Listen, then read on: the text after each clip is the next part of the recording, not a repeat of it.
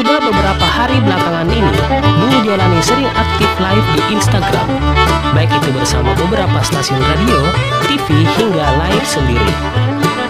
Bahkan, belum lama ini, Bung nge-live dari malam hingga hampir jam 4 pagi coy. Belum lagi saat kedatangan Kiki Saputri di rumahnya, tingkah Dul makin lucu, sangat-sangat menghibur.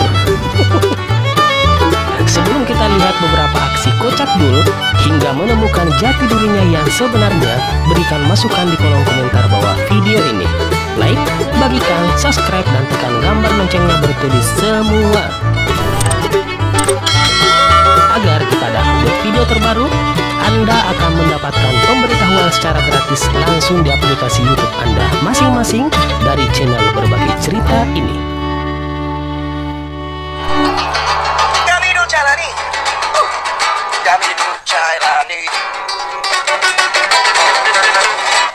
Selamat malam.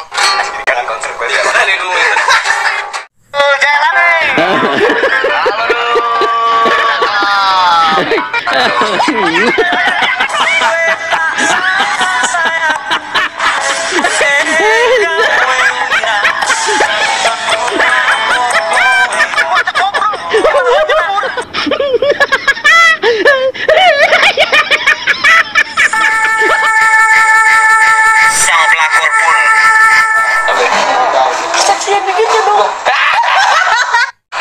Lu jangan mau diajak kumpul-kumpul. Siapa yang mau ajak kumpul? Siapa yang mau ajak kumpul-kumpul? Kumpul. Cabut aja kalian yang sok suci. Kalian semua suci, aku penuh dosa. Jadi bahas Gaby siapa? Bersih dulu. Tengah-tengah aja dulu. Orang banyak mandek. Gila ya. Emang kalian tuh the best banget. Kalian tuh tahu banyak hal tentang Dul yang lo nggak pernah kedengeran. Aku aja sampai shock kedengeran. Gondrong kayak apa juga kayak gimana. Jadi aku sama Kiki habis bikin konten. Kalian nanti subscribe, nonton ya. Ada talk show Kiki tadi sampai nangis-nangis. Ada tadi semua rahasia Dul yang nggak pernah terbongkar di infotainment, terbongkar tadi di YouTube aku. Terus kita juga buat sketsa. Iya. Aku pakai earphone wey. Bagus aku pakai earphone mah. Baru tahu Dul bisa ketawa lepas gitu. Makanya karena Kiki, makanya aku takut jauh cinta nih lama-lama nih. Kayak dipakai tuh penting. Aminin nggak? Kayaknya aku jauh cinta sama kamu deh. Lu juga mau ngaku. Lu jatuh cintanya kalau Bukan yang Terus banyak cerita cintaku yang nggak keungkap di infotainment. best banget sih. Kiki. Terus kita bikin sketsa. Kocak, iya tadi kocak-kocakan. Ketawa kalian dolar, thank you for brighten my day. Ya sama-sama kita suka menghibur kalian semua. Jadi jangan negatif thinking ya sama kita ya. Jadi aku sama Kiki sekarang jadi lagi bikin YouTube. Kiki dulu. Kalian apa sisi lain Kiki yang nggak pernah terlihat dimanapun, cuma di dia doang nih gue bongkar. Terus stand up instrumen piano. Nanti ya. Iya, kita butuh waktu. Itu butuh waktu belajar. Kalau aku roasting kamu roasting balik. Roasting aku ya? Jangan setengah. Tadi kan roasting kamu berani. Ya itu tekanan batin sama bunda mah. Ada aku roasting bunda Maya. Kiki lu bener-bener sempurna. Aku nggak sampai mau lihat Kiki nangis. Beneran dia nginep. Iyalah nginep lah. Apa sih? Ini alamatnya. Nggak, aku pulang guys. Jangan jadi pada utara. Jika saya bisa mengulangi waktu, saya akan kembali ke masa SMP dan belajar dengan sungguh-sungguh. wah, mantap. Karena ke masa SMA pun itu, karena aku nyesel banget. Aku nyesel banget. Aku tuh baru serius belajar ya. Dari 1 SMP sampai 3 SMA. Aku tuh baru serius belajar di kelas 3 SMA. Kenapa? Karena aku suka cabut sekolah, ngeband terus gitu ya. Sampai pas SMA, sampai SMA pun aku juga nggak serius belajar gitu ya. Sampai akhirnya ada satu momen, tiba di satu momen itu aku lagi ujian UAS akhir semester 2, mau naik ke kelas 3, aku ujian. Dan di sekolahku itu ya, di sekolahku tuh homeschooling Kak Seto itu sangat-sangat ketat pengawasannya gitu ya. Jadi itu aku yang udah ulangan gini, aku lihat kanan gitu, Dul, oke, lihat lagi. Baru lihat kanan sih, baru lihat kanan. Belum ya. Terus aku pura-pura mikir, terus lihat kiri gitu ya, lihat kiri gitu. Dul, ya Bu. Kamu sekali lagi, aku keluarin dari kelas ya. Ya Bu. Akhirnya, bro, contekan dong. Akhirnya dikasih, untung ada temanku yang baik gitu ya. Lagi udah nggak ada gurunya tuh, udah banyak gitu ya. Ini akhir ujian, aku selalu paling belakang. Temanku tuh baik banget, namanya siapa ya, Nadia kalau nggak salah. Baik banget sama aku.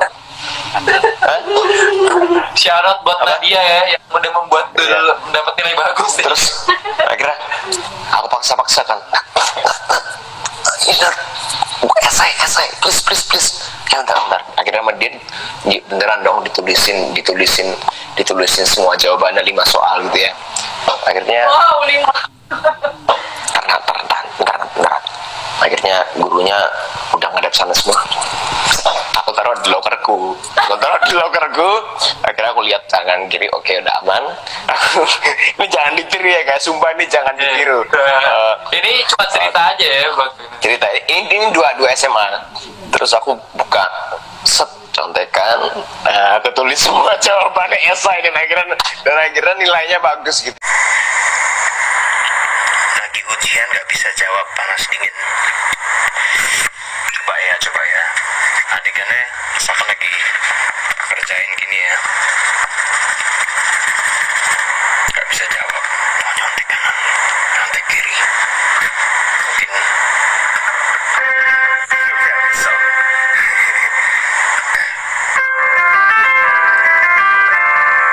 Bayangin ya, dia sambil nyontek kanan, nyontek kiri nggak bisa, panas dingin gitu ya. Terus gurunya juga memantau.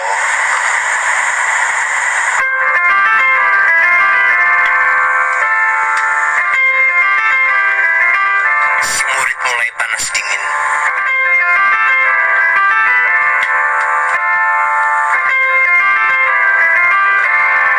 Keringatlah. Keluar keringat panas dingin sang murid. Lalu dia melamun.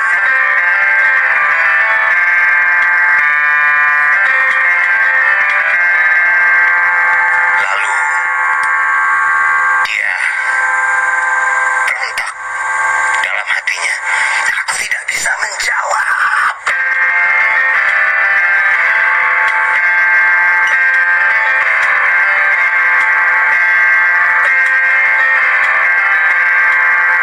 Lalu si murid nyontek kanan. Temennya, gak boleh nyontek. Nyontek kiri. Temennya, tak kasih contekan. Akhirnya dia bahagia. Ini jangan ditiru ya guys, sumpah ini jangan ditiru. Terus aku buka contekan, aku tulis semua jawabannya esai dan akhirnya nilainya bagus gitu ya. Cuma di situ aku dapat teguran gitu ya. Mau sampai kapan aku gini terus nyontek terus, aku nggak belajar. Mau sampai kapan gitu ya. Akhirnya kenapa kok setiap aku UAS aku nggak pernah belajar, nggak pernah jawab dengan baik gitu ya. Akhirnya di UAS kelas 2 SMA itu aku ini tertegur dan aku kelas 3 SMA masuk ke kelas 3 SMA. Aku mempunyai tekad yang kuat gitu ya. Mempunyai tekad yang kuat. Aku nggak mau nyontek, aku mau belajar dengan sungguh-sungguh. Tapi aku hanya ingin mempelajari apa yang aku ingin pelajari gitu ya. yang kamu suka gitu ya. Iya. Jadi tips untuk kalian yang mungkin masih SMA, temukan satu pelajaran yang kalian harus jatuh cinta sama pelajaran itu. Kalau aku dulu sosiologi. Jadi aku sampai sekarang ini masih ingat ya. Sosiologi itu mempunyai empat sifat, yaitu pertama teoritis. Teoritis itu berdasarkan teori yang sudah ada.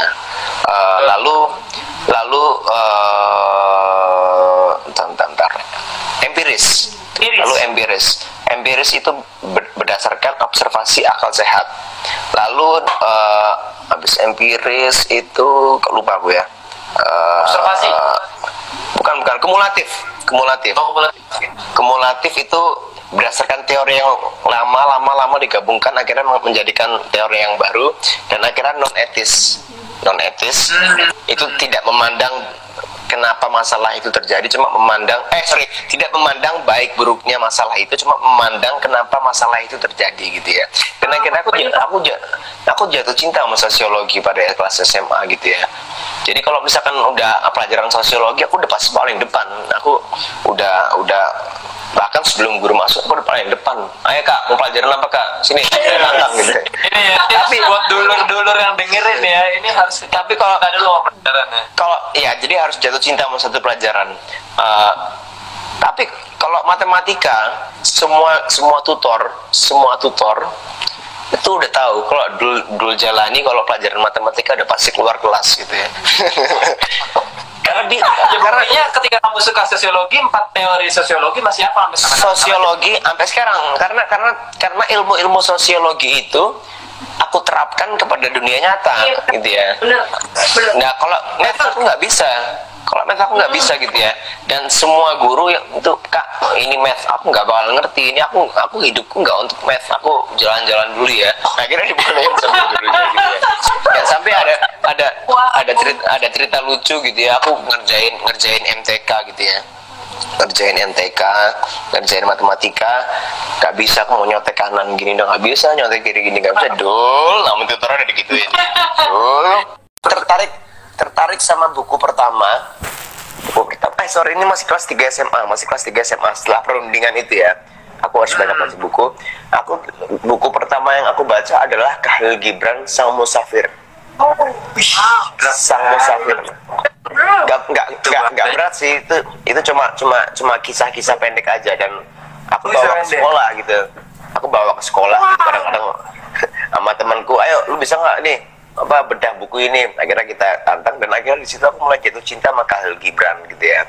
Terus akhirnya ada sesuatu ujian dalam hidupku yang agak membuat aku sedih pada waktu itu, dan aku mencari pelampiasan tentunya di musik. Waktu itu nggak cukup, di musik nggak cukup, aku hangout sama temen nggak cukup gitu ya. Terus akhirnya aku baca buku, aku beli bukunya Khalil Gibran yang Sang Nabi. Terus aku baca itu. Dibaca buku ya, kamu sekelas itu ya? Maksudnya kamu mungkin enggak kayak buku? Mungkin karena aku sukanya sama sastra, mungkin ya. Kan beda-beda, ada orang yang sukanya sama novel. Aku rasa bukan masalah itu berat apa enggak ya. Aku rasa itu masalah selera ya. Kalau kamu sukanya baca novel komik Doraemon ya it's okay gitu loh. Itu bagus gitu, tetap bagus gitu. Cuma nggak ada yang lebih bagus atau lebih jelek. Yang penting kita baca buku gitu ya. Terus aku baca Khalil Gibran yang Sang Nabi. Aku dalam seminggu tuh, nggak sampai seminggu tuh aku selesai gitu ya. Dan waktu aku sedih itu aku tuh kepo sama hatiku sendiri gitu. Apa sih yang buat aku sedih itu? Apa sih yang buat aku kok duduk termenung gini ya? Apa yang buat aku? Akhirnya di buku Sang Nabi itu banyak banget kata-kata yang mewakilkan perasaanku. Banyak banget kata-kata yang mewakilkan perasaanku. Dan relate gitu ya. Dan relate sama waktu itu ujian yang sedang diberikan oleh Allah gitu ya. Dan akhirnya di part endingnya itu buku bagus banget demi Allah. Mungkin kalian yang lagi nonton kalau mau belajar sastra, nggak berat sih bukunya, nggak berat gitu ya. Tadi apa Sang Nabi ya kali ini? Sang Nabi. Di bagian endingnya aku nangis dong. Di bagian endingnya aku nangis. Orang nangis baca buku ya, keren banget. Ini ada hubungannya nggak sih sama lagu terbarunya? Gak ada. Itu jauh Tapi ini- sebelum itu awal-awal aku. Awal-awal lu, Ya itu awal-awal aku lulus SMA, belum ada banyak lagu, belum ada lagu. Tapi semoga yang lihat ini ya 900 orang ini dulu jadi inspirasi banget karena data yang menunjukkan tuh di Indonesia tingkat baca anak-anak muda sekarang lagi turun ya kan. Iya, sangat. Dan apa ya? Dan aku rasa kebanyakan main medsos itu juga bisa bahaya buat mentalnya. Aku rasa. Betul, Jadi betul. kadang kalau kebanyakan main medsos juga nggak ada manfaatnya gitu ya. Mending aku baca buku gitu ya. Itu wajar. Ya. Iya gitu ya, makanya. Mbak, ini pertanyaan selanjutnya ya. Ini tadi Ega udah dengerin itu keren banget, latar belakang, dan ini banyak yang nanya juga dulu. Kamu dari tadi kan cerita keren banget. Ada yang nanya, kapan nih Kak pernah bakal review buku puisi? Wais. Itu mungkin jadi konten juga tuh. Mantap Mumpung tuh. lagi banyak waktu di rumah kan. Iya, itu ide yang bagus ya, ide yang bagus. Kemarin aku sempat live di IG gitu ya. Aku buka buku-buku lamaku yang aku underscorein gitu ya. Aku kan kalau baca buku gitu, kalau ada yang relate sama kehidupanku, aku garis bawahi gitu ya. Aku highlight kalau misalkan ada yang relate. Oke, aku baca lagi. Kalau ada yang relate, aku highlight gitu ya. Kemarin aku sempat live sama apa di Instagramku, dan itu aku bedah buku, dan ternyata banyak yang suka gitu ya, banyak yang suka bedah buku. Kemarin aku bedah buku Laila Majnun sama Khalil Gibran yang aku bicara perihal cinta. Dan aku juga kamu kan sering banget baca buku. Nah, di rumah papa kan, di rumah ayah kan, Ahmad Dhani kan, banyak buku yang menurut Ega ngikutin Dul dan ayahnya ini, ngeliat rumahnya itu bukunya ada yang sangat langka, yang bahkan ada buku yang dari Istana Negara ada di rumahnya Dul. Iya kan? Itu juga kamu baca Dul? Enggak, karena aku belum begitu tertarik sama politik ya. Aku masih anak muda yang fokus di musik gitu. Bahkan Bukan Dul, yang sejarahnya Soekarno ya kalau nggak salah ya. oh iya, belum aku baca. Itu tebel banget coy, keren banget itu. Iya, itu ayahku yang suka gitu ya. Kalau sejarah sekarang aku lagi baca karangan Chandra Nila, itu judulnya Para Penakluk Bumi. Cuma sisa 100 halaman lagi, itu ada kisah-kisah menarik dari apa, Ibnu siapa gitu ya, penjelajah Islam yang sampai ke Samudra Pasai gitu ya. Terus ada kisah-kisah Thomas Alva Edison yang kalian mungkin tahu ya, di drop out dari sekolahnya. Terus ada cerita-cerita Michelangelo seniman, ada cerita Mozart, dan ternyata Mozart itu ya, ternyata Mozart itu pada zamannya dia tuh artis cilik. Oh, ini fun fact. Tahu kan? Fakta. Ega baru tahu. Fakta, aku baca di buku. Fakta. Dia dari umur 7 tahun sama adiknya, aku lupa namanya siapa. Dia udah tur keliling Eropa selama 3 tahun nggak pulang-pulang. Itu Mozart. Wah, gila. 7 tahun dong, lo 7 tahun. 7 tahun. Aku laki-laki baru umur 9 tahun loh. Dan ternyata Mozart, dia seumur hidupnya, walaupun hidupnya cuma 35 tahun ya, 30 atau 35 tahun, dia menggubah 700 mahakarya, dan itu luar biasa sekali gitu ya. Ada lagi kisah dari Cheng Ho itu seorang petualang, penjelajah. Tapi ya kalau nggak salah ya. Hah? Seorang musafir bener ya? Iya, Ya penjelajah. Tapi dia adalah, ternyata aku baru tahu juga bahwa dia ternyata adalah muslim yang taat gitu ya, dan waktu dia nyampe ke Samudra Pasai ya, namanya Samudra Pasai, dia sangat disambut dengan kaum Islam di sana. Dan dia juga sangat banyak meninggalkan jejak langkahnya gitu ya. Terus ada lagi, dan aku pun juga baru tahu bahwa Mahatma Gandhi adalah ternyata dia pernah menjadi lawyer gitu ya. Jadi ya Lawyer Muhammad Gandhi. iya. Dan aku rasa anak-anak milenial zaman sekarang itu harus banyak baca buku gitu ya. Dan agar kalian lebih tahu lebih dulu Wawasannya ya. Bukan, agar kalian bisa lebih tahu lebih dulu daripada anak milenial yang lainnya gitu ya. Semoga dulu jadi ini ya, apa namanya, duta ya, duta baca Indonesia. Soalnya Iya benar. bener banyak banget sih. Amin. Pasti bakal bisa diserap sama anak-anak muda dan menjadi inspirasi banget. Bahkan ini 1 jam live IG bakal kurang kalau misalnya mau bahas semuanya. Iya benar. Ayo, asal jangan sampai asar aja ya. Aku belum zuhuran.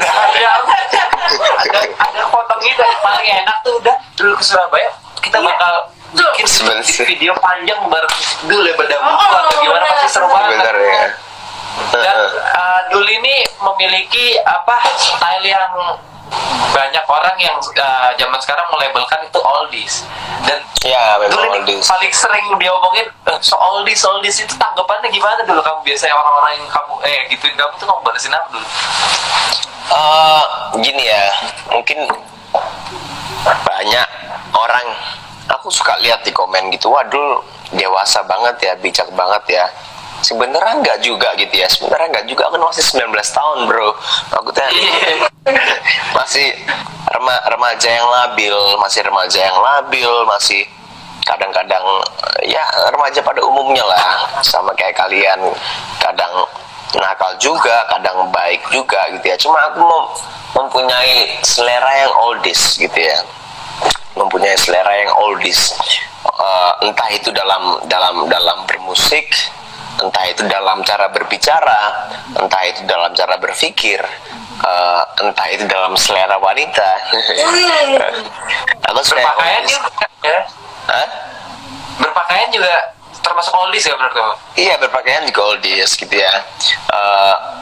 Jadi mungkin itu yang akhirnya banyak orang menganggap aku dewasa, padahal enggak. Aku masih anak 19 tahun yang istilahnya apa sih, bau kencur lah. masih Kalau oldies tuh beneran ayahnya, karena ayahnya kolektor, ada tempat sayur di koleksi ya. Kalau Tempat nggak salah sayur? ya. Yang antik-antik gitu Yang nggak sih? antik-antik, Suka-suka tempat barang antik sayur, gitu ya. topeng. ya ayahku emang Basin kalau nggak salah ya. Kolektor basin eh, ayahku lihat. ayahku memang sangat-sangat kolektor ya. Ayahku memang sangat-sangat kolektor dan kalau aku sih belum sanggup ya, uangku masih dikit.